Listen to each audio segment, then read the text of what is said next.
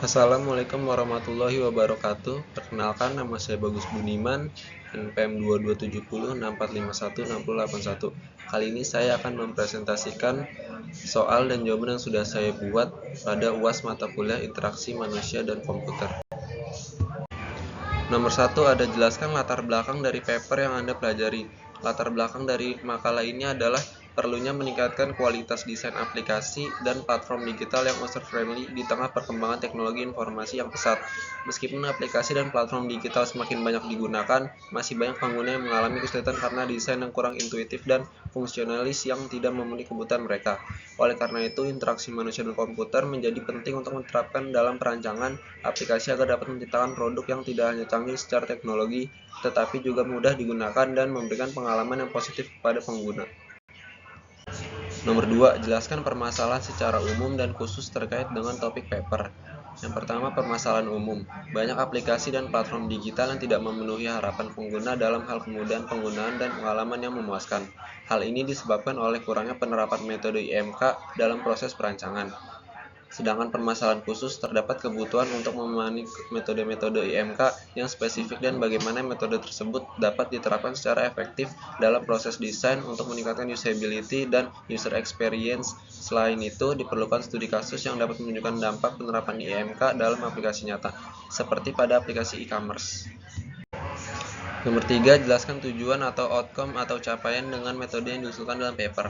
Tujuan dari makalah ini adalah untuk menjelaskan bagaimana penerapan metode IMK dapat meningkatkan kualitas desain aplikasi atau platform digital. Outcome atau capaian diharapkan adalah 1. Meningkatkan pemahaman tentang pentingnya IMK dalam perancangan aplikasi. Kedua, mengidentifikasi dan menggambarkan metode-metode IMK yang dapat digunakan untuk meningkatkan usability dan user experience. Ketiga, menunjukkan melalui studi kasus bagaimana penerapan IMK dapat mempengaruhi kepuasan pengguna dan efektivitas aplikasi. Nomor 4, jelaskan state of the art atau landasan metode-metode existing yang terkait dalam menyelesaikan masalah.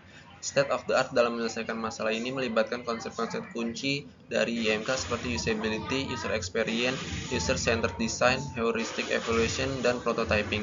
Metode-metode ini merupakan pendekatan yang telah ada dan digunakan dalam bidang desain interaksi untuk menciptakan sistem yang lebih efisien dan user-friendly. Pendekatan ini berfokus pada pemahaman mendalam tentang kebutuhan dan perilaku pengguna, yang kemudian diterapkan dalam desain aplikasi untuk memastikan bahwa produk akhir sesuai dengan harapan pengguna. Nomor 5, jelaskan keunggulan metode yang diusulkan dalam paper untuk problem solving.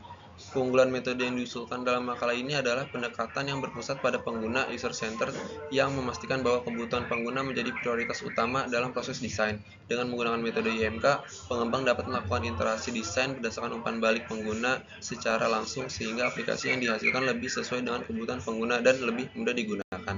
Selain itu, metode ini juga memungkinkan pengidentifikasian masalah usability secara dini, sehingga dapat diatasi sebelum produk diluncurkan. Nomor 6, jelaskan cara kerja atau implementasi metode usulan dalam bentuk algoritma atau diagram sistem untuk menyelesaikan masalahnya. Cara kerja atau implementasi metode usulan dalam makalah ini dapat digambarkan sebagai berikut. Yang pertama, ada analis kebutuhan pengguna. Yang kedua, ada pembuatan persona dan skenario pengguna. Ketiga, ada prototyping dan wireframing. Keempat, ada pengujian usability. Dan yang terakhir, ada iterasi desain. Nomor 7, jelaskan hasil dari implementasi metode usulan dalam bentuk keluaran sistem seperti grafik atau tabel dari hasil simulasi atau hasil pengukuran disajikan dalam paper.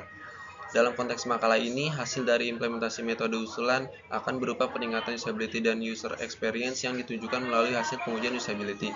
Misalnya, setelah iterasi desain, mungkin ada pengurangan signifikan dalam waktu yang dibutuhkan pengguna untuk menyelesaikan tugas tertentu atau peningkatan dalam kepuasan pengguna yang diukur melalui survei.